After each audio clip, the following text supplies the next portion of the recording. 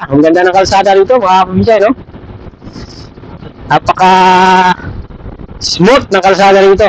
Itong daan na to, mga probinsya, ay marami itong pwedeng puntahan. Pwede kang pumunta ng Butuan dito. Pwedeng Davao yan. Kung napunta to sa mga part ng bandang Maynila o sa mga malalapit sa Maynila, 100% mga probinsya. Lalo yan, yung mga ganyan, no? Yan, sigurado. Meron niya mga cottage dyan.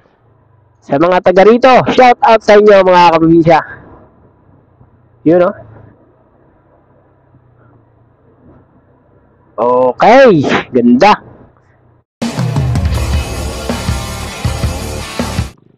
Yun, mga kaprobinsya. Punta tayo ng Clabber Boulevard. At sumilong kami mga kaprobinsya kasi umulan. Ayun, no? Nabasa yung kalsada. Dito kami sumilong dyan, no? Sa napakagandang kubo, tapos may palayan sa likod. Wow! Yan, oh. Mga palayan dito mga probinsya, oh. Ang ganda ng kalsada dito mga probinsya, no? Napaka smooth ng kalsada dito. Walang masyadong kalubak-lubak.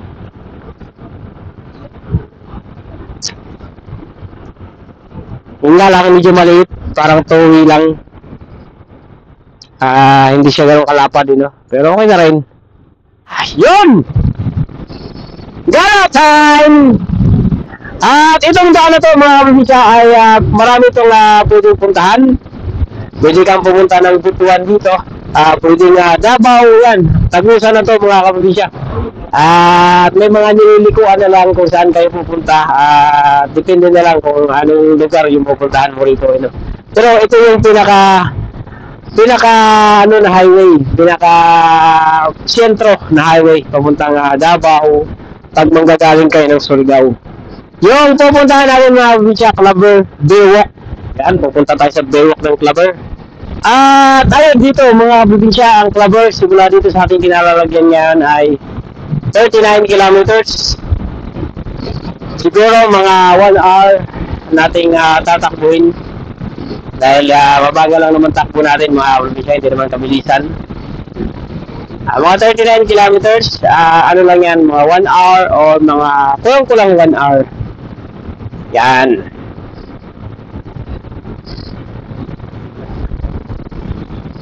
Ganda ng kalsada rito mga probinsya.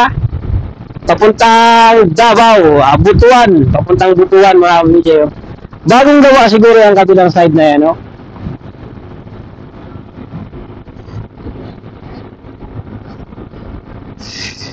Yan. Yun, no? Ikot-ikot lang tayo dun sa Clabber mga probinsya. Gala-gala para makita nyo rin at magkaroon kayo ng idea. At sa mga taga rito, mga nadadaanan natin, basta sa lahat ng nadadaanan natin galing sa Surigao del Norte, sa Surigao City, papunta rito sa Clabber, shout out sa inyo lahat mga kabimisya kung mapapanood mo to at madaanan natin yung pinakabarangay nyo. Yan! Comment down below ka dyan mga kabimisya. Siguro, mga kabimisya, pagkatapos natin dito sa Clabber, kung may oras pa tayo, baka may iba pa tayong puntahan. Hindi na lang kung anong oras tayo makakarating doon. Kasi syempre, pabalik pa naman tayo sa amin. At malayo-layo na rin, pagka bumalik pa tayo, baka gagabihin na tayo. Kaya ako gusto ko i-explore itong mga lugar na ito mga kaprobinsya. Dahil sa mga taga rito na nasa Maynila, nasa ibang bansa, nasa ibang lugar, na bumayo yan, para kahit pa paano ay makita nyo man lang yung lugar nyo mismo, yan. Kasi siyempre kapag matagal ka na hindi umuwi mga kaprobinsya ay talagang masasabi mo mamimiss mo talaga yung lugar nyo. Kakaiba rin yung kalsada rito mga kaprobinsya, paliko-liko rin. Parang sa bandang Luzon din, Dito mga kaprobinsya, sa lugar na to, Placer, sa may, taga dito, yan. Ano to dito mga kaprobinsya, dito yung mga lugar na yung mga miniminahan. Yan. Dito yung maraming mga mining company. Itong mga ganitong kalsada mga kaprobinsya, kung sa part ng Maynila ito o bandang Luzon, ito yung gustong-gusto ng mga riders. Yan wow! Ganda ng palayan dito.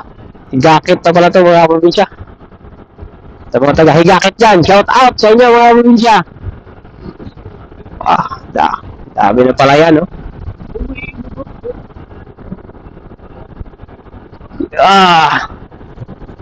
astig!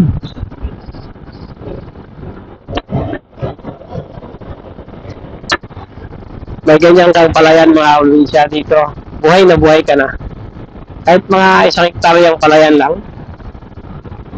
May mga ganyan pala dito, harvester. Makina na yung nag-harvest. Hindi na mano-mano. Yan. Kung may mapapansin kayo dyan mga probinsya ng mga bahay na mga magaganda. Yung mga malalaki, mga bato, ganyan. Isa yan sa may-ari ng mga lupa dito, ng mga palayan. Ganyan yung mga basihan dito. Kapag maganda bahay mo mga probinsya, matik, may luti ka na ganyan, palayan. Gigan. Pero, kapag bahay mo, simple lang, matik, trabahante ka lang ng mga yan. Napakaganda ng kalsada dito. Siguro pag nandito na ako sa Mindanao o dito na talaga ako titira, madalas siguro akong pumunta sa mga ganitong lugar. Wow! Napaka-solid.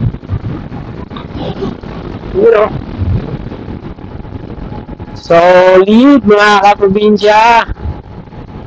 Inaagad kasi nila ng repair. Kapag may nakita sila mga sira-sira, mga kaprobinsya, nakita nyo yung naglagay ng kulay orange sa kalsada. Nire-repair nila yung ganyan yung mga kunting bitak-bitak. Nire-repair kaagad nila. Wow, ganda May malakas na ulan tayong kakasalubungin.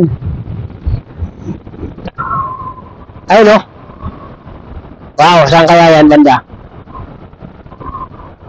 At malapit na naman tayo sa Calabo mga probinsya, na lang 8 kilometers. So mga ilang minuto na lang yan, nandun na tayo, 7 na nga lang. At sana bago bumagsak yung ulan na yan ay makahanap tayo ng masisilungan. May daan na rin dito mga probinsya, papuntang Davao. Diretso na rin to. Marami na itong mga way. Wow. Stig yung palayan nila dito. Easy. It's your time.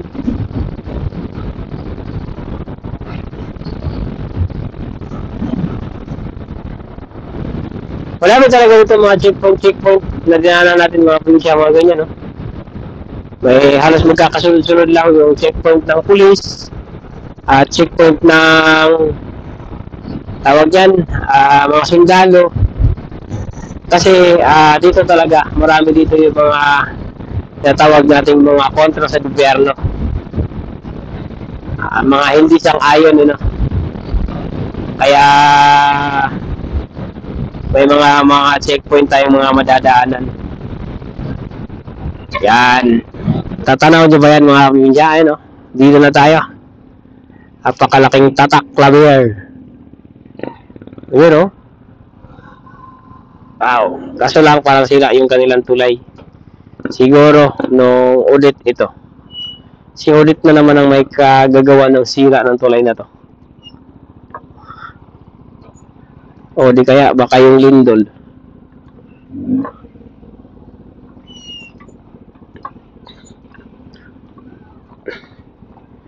Mabagal tayo gawa ng merong nauna sa atin na malaking truck. May karga na mabigat. Hindi naman natin siya pwedeng unahan. Siyempre, mahirap yan. Unahin na natin siya kasi siya yung pinakamabigat ni karga. Ayun o, dito na tayo mga kaprobinsya. At sabi nila may baywalk daw dyan, kaya yun yung ating pupuntahan ngayon. Ang ganda ng ilog dito, sarap maligo dito mga kaprobinsya oh. Wow! Ilog!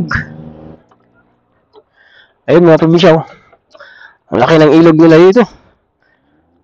Tapos ang linaw ng tubig eh no? Wow! Ito yung Claver, no?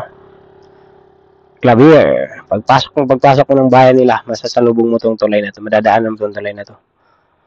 Ganda dun, oh. Siguro, maraming isda dyan. Kung napunta to sa mga part ng bandang Maynila o sa mga malalapit sa Maynila, sigurado to, dayuhin to. O di kaya baka meron yung mga cottage yan dyan. 100% mga probinsya. Lalo yan, yung mga ganyan, no? Yan, sigurado. Meron niya mga cottage dyan. Tapos dito, liguan. Tama ba ako mga probinsya? At sa malamang, isa yan sa attraction kapag nasa bandang Maynila yan, no? Ayun, no? Wow! Kaso lang, mukhang delikado dito kasi palalim dito. Mukhang delikado, mukhang malalim dyan. Ayun, no?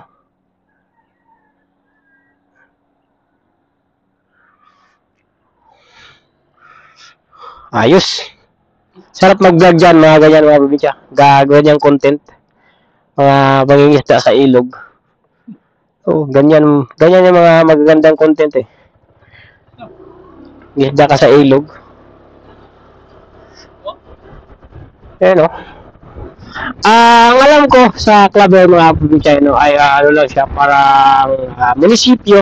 Sakop lang siya ng Surigao del Norte.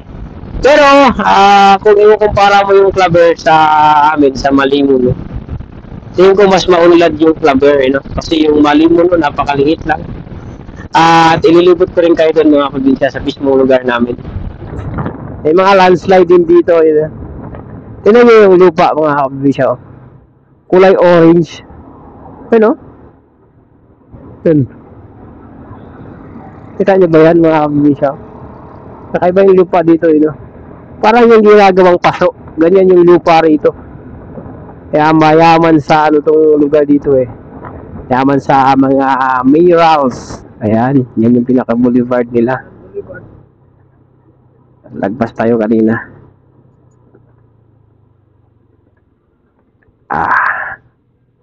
Hop!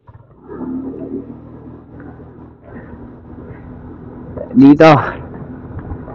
Boulevard. Lawihan Boulevard. Wow. Ano to?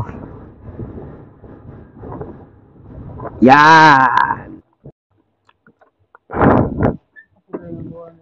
Yan, pwede na bumaba doon mga kaprobinsya. Baba tayo doon. Yan o.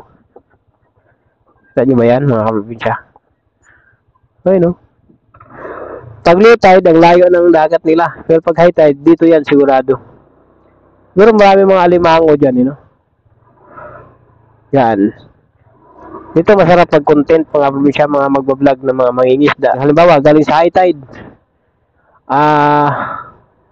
May mga isdang may iwan yan dyan, sigurado yan, Yun, Wow! Ayos! Sa mga tiga-clubber dyan, yan mga probinsya, andito na tayo sa inyong lugar. Ay, kung saan man kayo banda, sa bandang Maynila o bandang ibang bansa, yan. Sa mga taga rito, shout out sa inyo mga kaprobinsya. Yun, Okay, ganda. Ganda ng pasyalan nyo rito. Astig! Woohoo! Yan.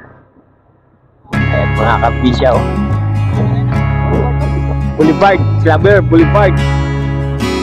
Ganda mga kabunisya.